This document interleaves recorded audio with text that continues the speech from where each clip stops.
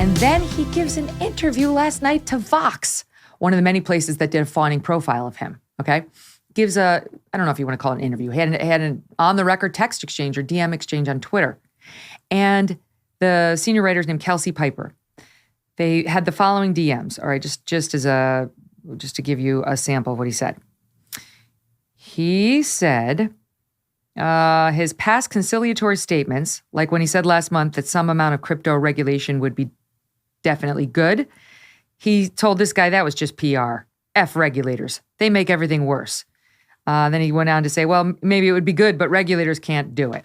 Then he says, okay, I didn't want to do sketchy stuff. There are huge negative effects from it, and I didn't mean to. So he's kind of admitting he did, but his heart wasn't in it, Andrew. Then Vox says to him, you were very good at talking about ethics for someone who kind of saw it all as a game with winners and losers. And this is the money part. So this guy, Sam, replies, yeah, he. I had to be, meaning really good about talking about ethics. I had to be. It's what reputations are made of to some extent. I feel bad for those who get effed by it, by this dumb game we woke Westerners play where we all say the right shibboleths and so everyone likes us. Shibboleth meaning some sort of shared value. So he's admitting that it was all BS. Like all of his stuff about his woke causes and how he's just going to give all of his money to the goodness, that it was all a bunch of baloney because he knew it's what the media and others wanted to hear, to give him all this money to run a company he apparently had no business running, and to wind up on the cover of Forbes, on the cover of Fortune, still fawning profiles in the New York Times to this day because he gave $10 million to Biden last time around and over $40 million to Democrats this time around. And now he's really doomed, in my opinion, because, when he said that thing about crypto should be regulated, that angered the rest of the crypto community, who then began to expose some of the things that he was doing, the way he was moving money around, supporting one of his companies with another of his companies. They exposed him because he came out and started calling for regulation, which crypto probably needs. Now he has done even worse. He has stepped on the woke crowd. Wait until you see how quickly the news, the media dumps him and hangs him out to dry if he's not going to be woke, or if he's going to expose that woke is what it has always been, a virtue signal that has nothing to do with reality and certainly nothing to do with profits. I find this, first of all, the guy's 30 years old. He went into meetings and played video games, and everybody said, wow, isn't that cool? And I thought, no. No. Meeting, you should actually be paying attention to the meeting because maybe somebody's saying something important.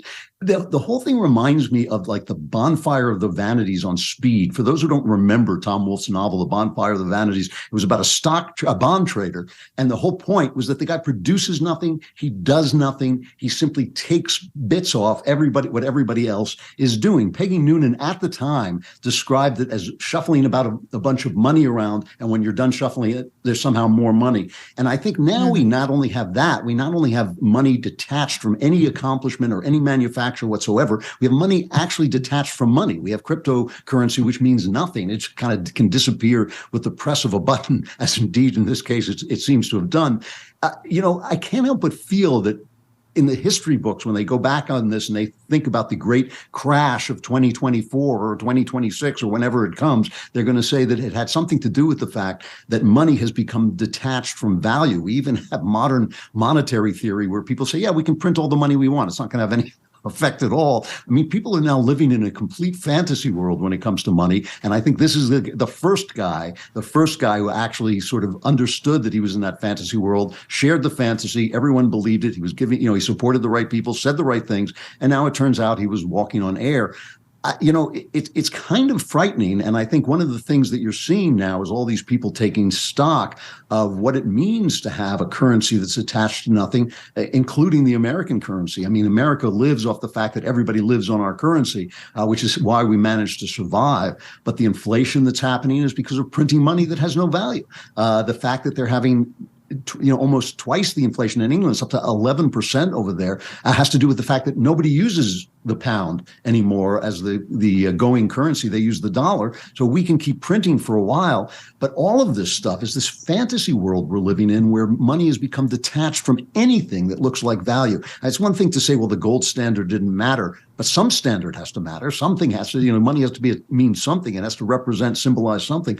And now it doesn't. And so this guy just seems to me to be the first fruit of a very rotten tree, the first fruit of a tree where money just doesn't mean a damn thing. But we keep trading it. We keep talking about how rich people are when it's just a bunch of blinks on a computer screen that can disappear like that.